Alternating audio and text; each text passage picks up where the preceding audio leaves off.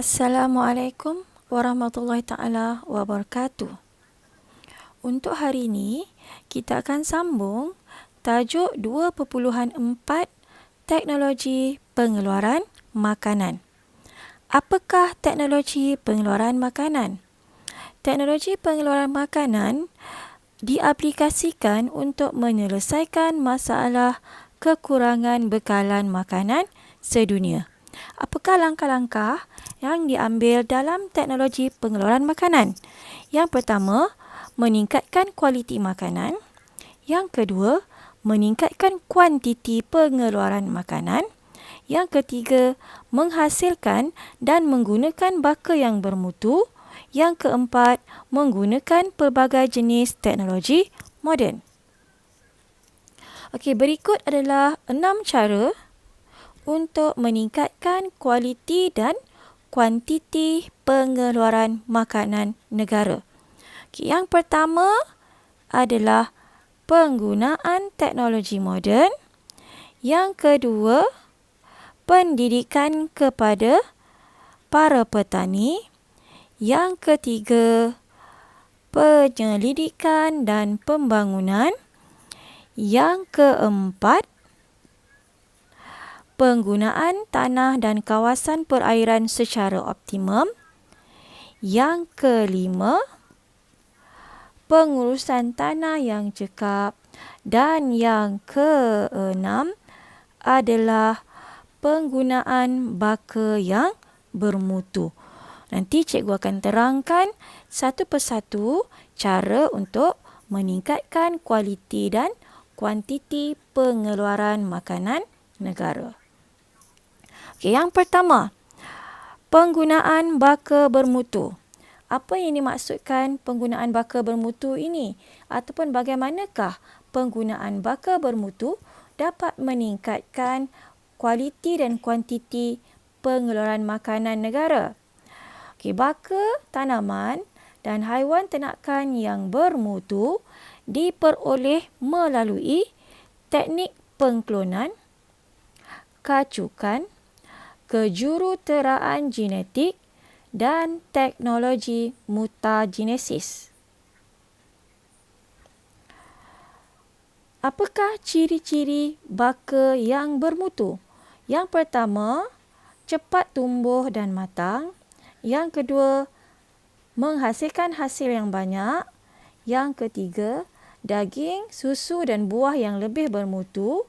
Yang keempat, penjagaan mudah dan kos penjagaan rendah. Dan yang kelima adalah rintangan yang tinggi terhadap penyakit, serangga perosak dan cuaca melampau. Ciri-ciri baka bermutu ini maksudnya ciri-ciri yang baik yang dapat meningkatkan kualiti dan kuantiti pengeluaran makanan kita. Sebagai contoh, kelapa sawit tinera adalah merupakan kacukan daripada dua jenis kelapa sawit dan menghasilkan buah yang lebat, isi rong yang besar. Isi rong ni yang bahagian berwarna putih. Sabut yang tebal iaitu yang berwarna oranye, ini adalah sabut. Tempurung yang nipis dan kandungan minyak yang tinggi. Yang kedua adalah merupakan belimbing bintang emas. Belimbing bintang emas ini juga adalah merupakan diperoleh daripada kacukan beberapa jenis belimbing yang menghasilkan belimbing yang bermutu tinggi iaitu berwarna kuning, manis dan rangup. Contoh yang ketiga ialah betik eksotika. Betik eksotika juga merupakan hasil kacukan untuk menghasilkan buah betik yang bersaiz besar dan mempunyai isi yang manis. Contoh seterusnya ialah lembu mafriwal. Lembu mafriwal adalah lembu tenusu. Kacukan ini menghasilkan susu yang banyak dan sesuai hidup di kawasan beriklim tropika. Lembu mafriwal adalah lembu New Zealand yang dikacukkan dengan lembu Malaysia, di mana lembu ini dia lebih sesuai tinggal di kawasan iklim tropika. Kalau kita bawa balik lembu New Zealand seko-seko ke Malaysia, lembu tersebut tidak dapat menyesuaikan dengan keadaan iklim di Malaysia. Kerana iklim di Malaysia dan di New Zealand adalah berbeza. Jadi cara dia, kita perlu menghasilkan lembu kacukan. Contoh seterusnya ialah ayam akar putera, iaitu ayam kacukan yang membesar dengan cepat dan dagingnya mempunyai tekstur yang menyerupai ayam kampung. Seterusnya adalah penggunaan teknologi moden dapat meningkatkan kualiti dan kuantiti pengeluaran makanan.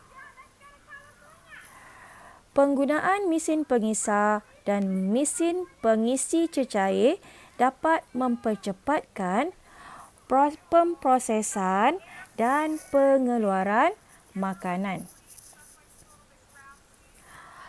Pengklonan dapat mengekalkan ciri baik pada baka tanaman dan haiwan ternakan. Jentera seperti traktor, jentolak dan jentuai dapat mempercepatkan proses penanaman dan pemungutan hasil pertanian.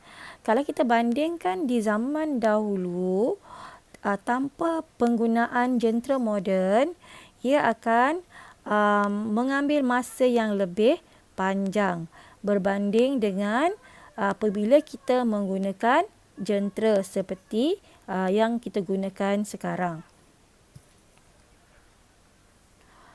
Bioteknologi seperti pemindahan embrio, pengklonan dan kejuruteraan genetik digunakan untuk meningkatkan kualiti dan kuantiti makanan. Penggunaan drone juga dalam proses semburan pestisid. Pestisid ialah racun perosak, dapat menjimatkan masa dan mengurangkan kos tenaga kerja. Kaedah ataupun cara seterusnya untuk meningkatkan kualiti dan kuantiti pengeluaran makanan negara adalah dengan memberi pendidikan dan bimbingan kepada petani. Ada beberapa agensi atau institusi yang memberi pendidikan dan bimbingan kepada petani untuk meningkatkan pengetahuan dan kemahiran dalam bidang pertanian, di mana dapat membantu untuk meningkatkan kualiti dan kuantiti pengeluaran makanan negara.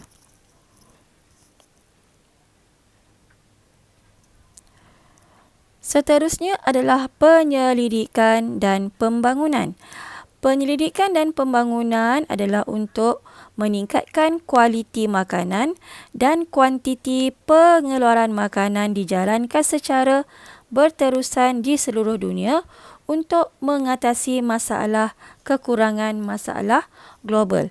Ada sesetengah agensi dia menjalankan penyelidikan untuk mencari klon-klon baharu, di mana klon-klon baharu itu dapat menghasilkan makanan yang lebih berkualiti dan dapat menghasilkan hasil yang lebih banyak. Beberapa buah universiti di Malaysia juga turut menjalankan penyelidikan dan pembangunan dalam usaha untuk meningkatkan kualiti makanan dan kuantiti pengeluaran makanan. Contoh institusi ataupun agensi yang terlibat dalam penyelidikan dan pembangunan adalah MARDI dan Universiti Putra Malaysia. Seterusnya adalah penggunaan tanah dan kawasan perairan secara optimum. Oleh sebab keluasan tanah pertanian dan kawasan perairan yang sesuai adalah terhad, jadi penggunaan tanah dan kawasan perairan perlu dilaksanakan secara optimum untuk meningkatkan hasil pertanian dan penternakan. Bagaimana cara kita nak mengoptimumkan penggunaan tanah dan kawasan perairan? Yang pertama, mengusahakan tanah yang terbiar supaya menjadi tanah atau kawasan yang sesuai bagi aktiviti pertanian atau penternakan. Yang kedua, menyuburkan kawasan tandus, contohnya seperti kita membaja kawasan tersebut. Dan yang ketiga adalah mengusahakan kolam pelombongan yang terbiar supaya menjadi kawasan yang sesuai bagi aktiviti aquakultur air tawar. Aquakultur ni dengan kata lain kita bela ikan dalam kolam pelombongan. Yang keempat adalah mengusahakan kawasan paya yang mudah dibanjiri air laut supaya menjadi kawasan yang sesuai bagi aktiviti aquakultur marin. Kalau macam ni pula di kawasan tanah paya, kita buat aquakultur marin adalah untuk haiwan ikan laut. Dan seterusnya adalah membina empangan dan tali air untuk tanah pertanian atau penternakan yang kekurangan bekalan air. Seterusnya adalah pengurusan tanah yang cekap. Pengurusan tanah yang cekap melibatkan penggunaan pelbagai pendekatan untuk mengekalkan kesuburan tanah, meningkatkan kualiti hasil tanaman dan meningkatkan kuantiti hasil tanaman. Bagaimana kita nak uruskan tanah dengan cekap? Okey, yang pertama, penggiliran tanaman. Penggiliran tanaman ni maksudnya tahun pertama kita tanam tumbuhan jenis lain. Contoh macam dalam gambar ni, tanam tomato. Tahun kedua kita tanam kobis, iaitu tanaman jenis daun. Tahun ketiga kita tanam balik tanaman jenis berbuah, iaitu terung. Kita gilir-gilirkan. Ataupun contoh lain, tahun ini kita tanam kacang. Tahun depan mungkin kita tanam pokok cili. Contohnya macam tu lah, kita gilir-gilir tanaman kita tu. Tanaman kekacang ni selain daripada tadi tu, dia juga dapat menambahkan kesuburan tanah sebab dekat akar pokok kekacang dia ada bakteria pengikat nitrogen yang membantu meningkatkan ataupun menambahkan ion nitrat dalam tanah. Yang kedua adalah tanaman campuran. Kita tak campurkan beberapa jenis tanaman di kawasan ladang kita. Okey, yang ketiga adalah penanaman secara teres seperti dalam gambar. Okey, seterusnya adalah penggunaan racun serangga. Proses penghapusan perosak tanaman memainkan peranan penting dalam usaha menjaga kualiti dan kuantiti hasil tanaman. Walau bagaimanapun, penggunaan racun serangga seperti racun perosak seperti racun serangga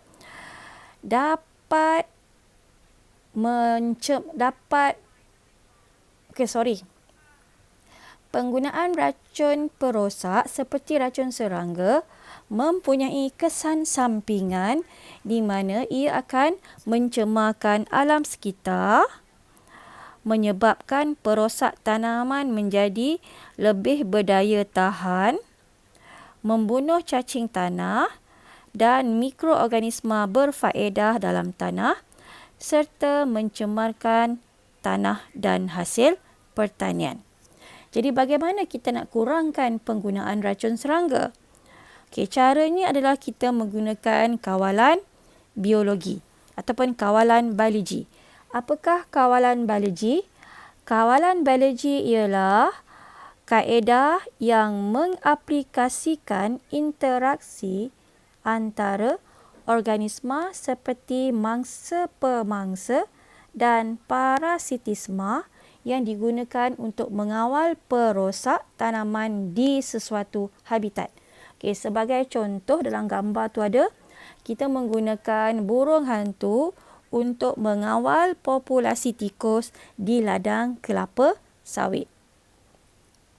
Okey, ini adalah merupakan kelebihan dan kelemahan kawalan biologi.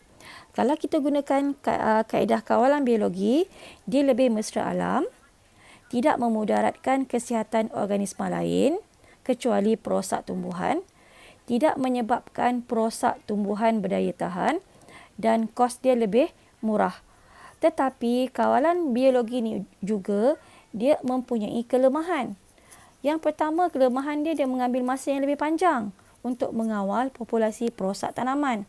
Yang kedua, kita sukar untuk meramal hasil kawalan biologi sebab dia melibatkan organisma hidup. Kemudian, untuk kawalan biologi ini dia perlukan perancangan dan pengurusan yang lebih teliti dan berkesan. Serta kawalan biologi dia dapat mengganggu keseimbangan ekosistem jika populasi spesies pemangsa atau parasit ini menjadi tidak terkawal. Jika kawalan biologi digunakan tanpa perancangan yang baik, ia akan mengundang pelbagai masalah. Okay, contoh di Hawaii, dia gunakan cerpelai untuk mengawal populasi tikus di ladang tebu. Tetapi gagal sebab cerpelai dia aktif pada waktu siang. Manakala tikus pula aktif pada waktu malam. Jadi, cerpelai ini dia dah tak makan tikus. Dia makan burung dan telur penyu sebagai makanan. Jadi, dalam kes ini, kawalan biologi itu dia gagal lah. Sebab kita tak boleh gunakan cerpelai tu untuk mengawal populasi tikus sebab dia aktif pada waktu yang berbeza. Jadi sebab tu kalau kita nak gunakan kawalan biologi ni, dia perlukan perancangan yang baik supaya kita tak ada masalah. Okey, itu sahaja untuk PDPR pada hari ini. Assalamualaikum warahmatullahi taala wabarakatuh.